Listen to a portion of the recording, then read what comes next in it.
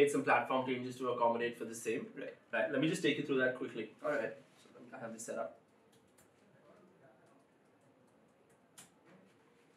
Right. So first up, right, we made it really simple to start the GST, to start charging GST, right? Yes. So all you have to do is go to your panel, go to settings, get onto general settings, go to your tax rules, and right there you will see a line item, right? There's a line item for charge goods and service tax for India.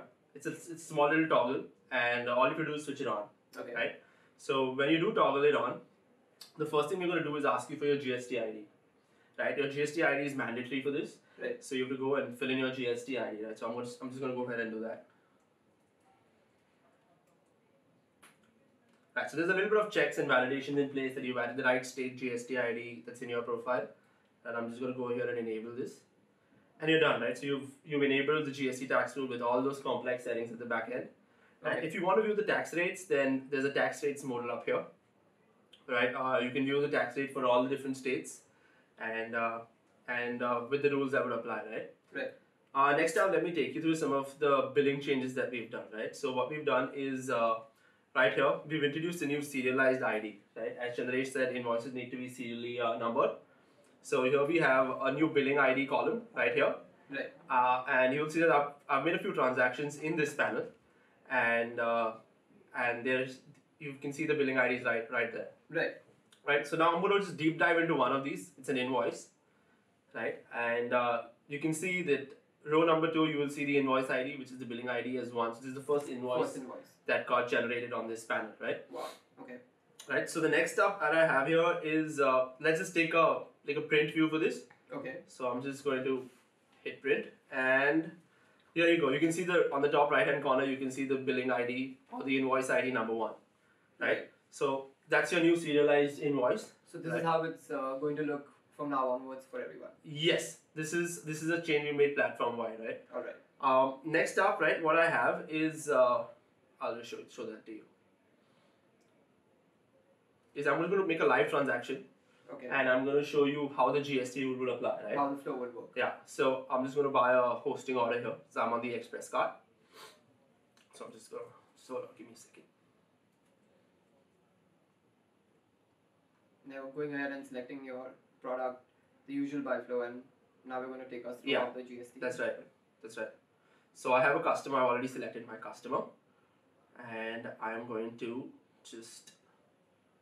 Yeah, so the order is placed, right? Let me just go back to the control panel and show you that. So, right, so there it is, right? You can see that second order that I placed for a customer of mine from Maharashtra. Okay. Right, and I'm going to show you that transaction, right? There it is. You can see invoice ID number 2, that's billing ID 2. Right. That's the new invoice that got raised with GST. And here's the invoice details, and here you can see SGST to CGST that should rightly apply for a Maharashtra to Maharashtra transaction, right? Okay. Just to further check this invoice, you can see that the place of supply for this is Maharashtra. Okay. Right? I'm also from Maharashtra. You can see both the GST IDs, that is the supplier's GST ID, as well as the customer's GST ID, right, and your serialized invoice, right? That's another thing that you can see. Another bit is right at the end. There's a little bit of a watermark that says duplicate for supplier. Okay. Since I'm the supplier and I'm viewing this in my panel, we need to add that in, right? Okay. And you can see the CGST and SGST cost breakups, right, as well. So just going next, I'm going to now show you another transaction. So I'm going to do an interstate transaction, right? Interstate transaction. Right. So I'm just going to go to the Express card again. Just hold on. I'll have to first pick out a customer, but hold on. Let me just add in the domain details. So in this case, we would be actually looking at a customer who would be from another state. Yes. So I'm from Maharashtra, and I'm picking out a customer here from Karnataka. Right. Right. And I'm just going to paste that customer here, and I'm going to choose to keep the invoice. Okay. Right. I've chosen to keep the invoice, and the tax is applied. You can see that tax for the customer, the interstate tax is applied, and I'm going to place this order. Right. So let's just hope this order goes through. Just have to give it a second, and we're done, right? Right. I'm going to go back and show you this little invoice as well. So go to list transactions again. Right. And what we have is invoice ID number 3. So you have 1, you have 2, and now you have 3 updates, right? Right. And again, you can see IGST here rightly that has applied for this transaction. As the previous one. Perfect, right? And that's direct 18%. Right. And on the print view, you will see again place of supply is Karnataka that's been called out. IGST of 18% has applied on this transaction, right? And again, invoice ID number 3 right on top here. All right. And the duplicate for supplier mark as well. So that is an interstate transaction, right? Yes. Any questions that you have? So Karan, would I have an original invoice as me being the customer? Yes, you would. You would. So let me just show you that. Let me go into a customer ID. Okay. Right. So let me just log into a customer. Usual login flows here. Right. So now we're actually in the panel. Yeah, I'm going to show you the same transaction for the customer. All right. But when he sees his invoice, what that little watermark would say, right? All right. It's not really watermark. It's just called out there as an original or a duplicate, right? So I'm going to just hit print here. And there you see original for recipient right at the bottom there. Right, yeah. Right, so when you print this or you download this, you will see that it is the original right? copy. Yeah, yes. so the customer will get an original copy for this. Alright. Right. Next thing I'm going to show you that where you can actually go ahead and add in your GST ID. Right. So the customer can add this in, a reseller can add this in directly from their profile. Okay. So they can go to their profile, hit edit. And if you're from India, you will see a GST ID field that shows up here. Shows up, okay. Right. Now, this is a validated field, right? So it's validating your state as well as your GST ID. And here I've added for Karnataka. I added a Maharashtra ID and that just gave me an invalid GST ID. Okay. I've added the right one in now. And and that's saved, right? Okay.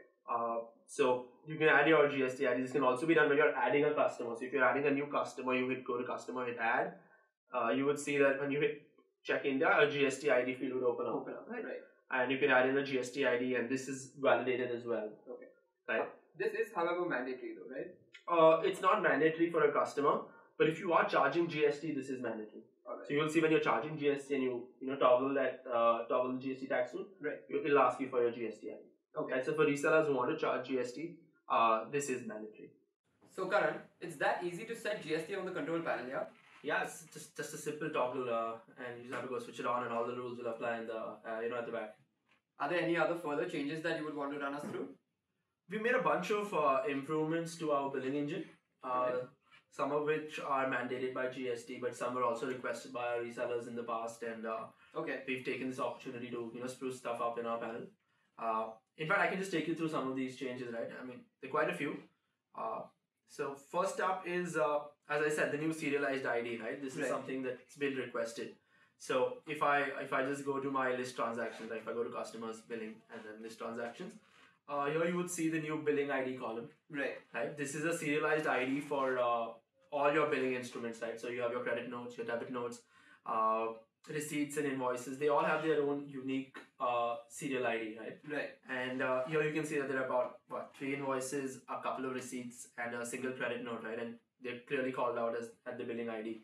Right. So it's very easy to map these right here, right? Another thing is, once you go into any of these transactions, you will also see this on the print view and the PDF, right? Right. So let me just do that, right? Let me actually just go ahead here and take you into an invoice and show you where the billing ID comes. I did that in just before this, but I'll just show you that to you again. All right. Right. So I'm just going to pick out an invoice here.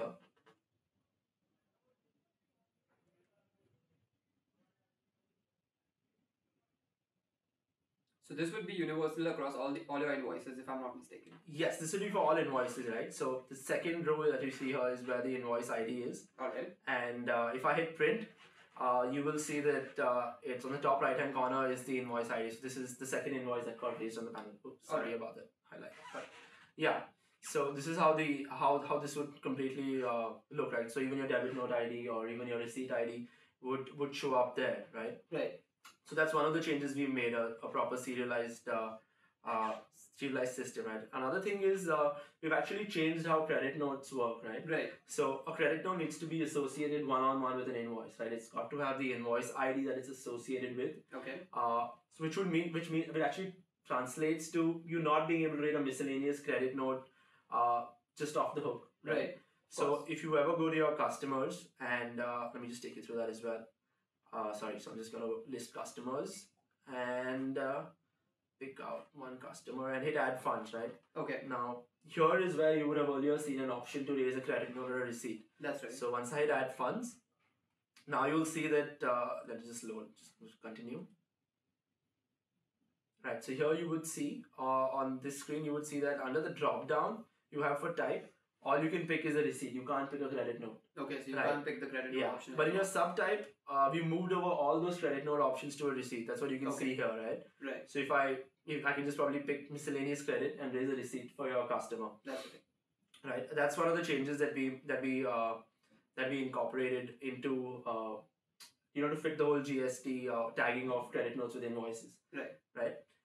Now the next thing we've done, right, is hold on, let me just list out this transaction here. Right, so then where do you actually raise a credit note from, right? So I'll just show you that. So once you go to your list transactions view again, you can raise a credit note directly from the invoice, right? That's right. So once I'm in this transaction, I see that I have a couple of invoices. So let me just pick out an invoice here. So I'm going to pick out this first invoice, and on your invoice you'll see multiple options, right? Right. So let me discount this invoice, right? So I pick discount. Let's say I add in an amount here. Right. It'll auto calculate the tax liability. I'll add in a transaction key, and I'm going to submit this, right? Now when I submit this, this is going to raise a credit note, right? So okay, discount added successfully. Let's see that credit note. Let's see the credit note. Yes. Yeah. And yeah, that's your first line item there. So this is the second credit note that got raised. So it has a billing ID of 2. Okay. And if I further delve into this, and I'm gonna just hit the print view. Yeah, and there you go. So on the top right, you can see associated invoice ID number 3. Right. So this was raised for invoice ID number 3, right? The reason this is important is because you're actually gonna have to discharge tax liability on credit notes as well. Okay. And the government mandates that they are raised directly for an invoice. Wow, that's something I didn't. Right. So going forward, you'll have to raise one directly from the invoice, right? Okay. So that's one of the changes that we have made to credit notes. We're also planning to add a couple more options other than discount, like a pro rata refund in the next couple of weeks, and you should see that going forward as well. Okay. Right. Another change we made is how pending invoices are handled, right? So if you go to let's say a customer account, let me just do that, right? And I pick out an order. I'm going to try and renew an order, and I'm going to drop out, right? So what that does is it's going to raise a pending invoice. Okay.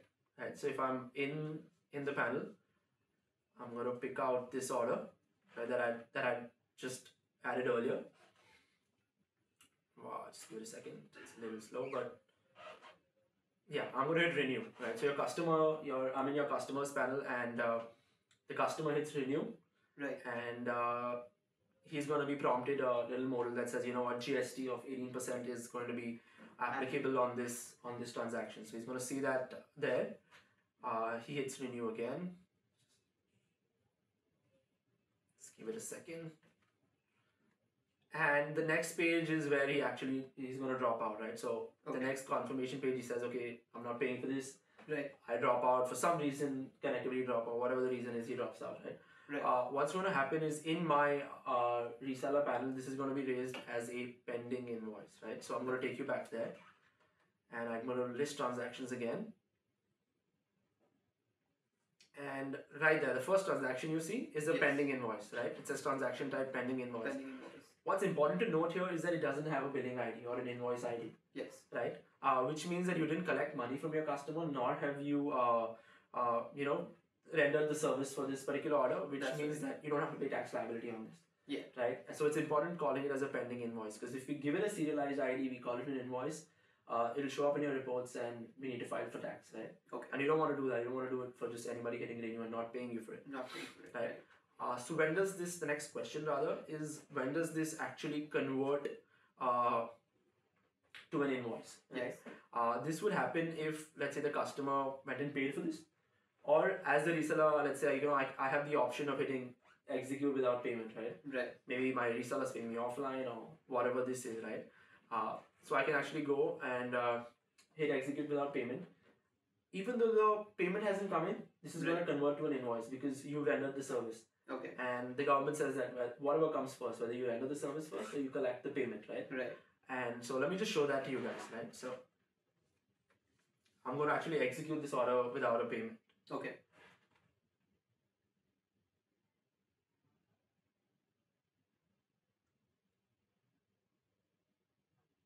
Right, so I'm going to just execute this order without a payment. I'm going to come here. I'm going to hit execute without payment. And yeah, I'm going to say keep the invoice. And again, hit execute without payment. Just give it a second. Yeah, so the renewals happened at the back end. Your customer's payment hasn't come in. So let's see that transaction again, right? So let's go to our list transactions again. And there it is, right? So now it has transaction time is changed to invoice. Right. I also noticed the number on it. Yes, that's the billing ID, right? So that's the fourth invoice that was raised from your panel. And this, you can actually discharge GST for this. Okay. And collect a payment offline, right? Okay. Or if the customer had paid for it, then well and good. Right. And so that's another change that we made on the platform. The last change we made is to debit transactions, right? Okay. Today we call them debit notes on our platform. Right. Right. And from a GST perspective, debit notes can only be raised if you are actually raising the service that raising the price of a service that you already rendered. So let's say domain name you charge 100, but you want to charge 120, right? So you raise a debit note for this. So, but the system allows you to raise debit notes for various things, right? So what we've done simply here is to make a cosmetic change. So I'm adding a debit note here. Okay. Right, and I'll just show you the change that we've made, right? So I'm just going to add debit note. Add a transaction key and submit this, right? Now when I do this, I'm going to confirm. Yeah, so the debit note's been added. Right. But if I go back to our list transactions view and hit print, you will see that I'm not calling it a debit note on this view. Right. I'm calling it a debit and I'm calling it a debit ID. I'm not even calling it a debit note ID. Right. This is simply to make sure that you don't have to pass tax liability for this. Okay. Right. So you can actually raise a debit transaction and deduct the customer's wallet, and you don't have to basically give out any tax liability for this. And this is pretty important, right? Right. That's right. There are multiple touch points on the panel where even today it's called a debit note. But we're going to spruce things up, clean this up. It's going to be called a debit transaction going forward, and not really a debit note, right? Just a technical difference. Cosmetic change. Yeah, very cosmetic in nature. And those are all the changes from a billing perspective that we made. Some from a GST perspective, some from an overall system improvement perspective.